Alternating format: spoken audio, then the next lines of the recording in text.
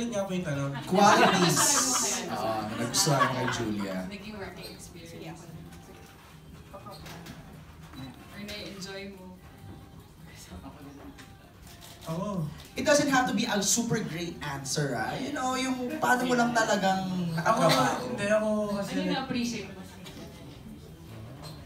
Na-enjoy ko siya kasama pag sa, sa taping. Kahit yung mga... hirap. Wala, basta nag-enjoy lang ako kasama siya and magaming loob ko sa kanya. At Hindi ka nahihirapang lapitan si Julia or Hindi, consult hindi siya in a scene, parang gano'n. hindi naman. Hindi na. Doon.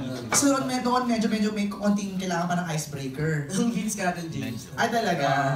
Oo. I think that's normal no? Na medyo may konting wall. Paano yun binrake? Paano nawala yung hiya niya sa dalawa isa't isa? Mo ice pick. Tama! Sasaksakin ka dyan, Balik! Habang tumatagal kasi, naging, parang kinakapalan ko lang yung mukha ko.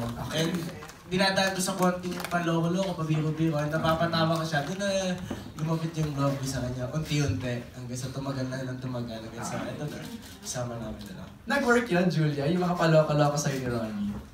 Ayun, yung, siguro yung quality na kay Ronnie, siguro yung siya, happy-go-lucky lang.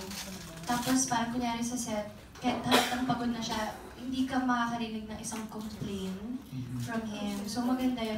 It's very professional in that sense. Pero maganda siya katrabaho eh. So parang, sometimes kasi I tend to be too serious, diba?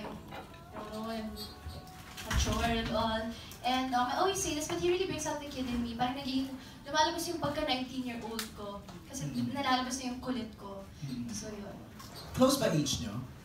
A year apart. A year. Ay, hindi, months apart. Months na.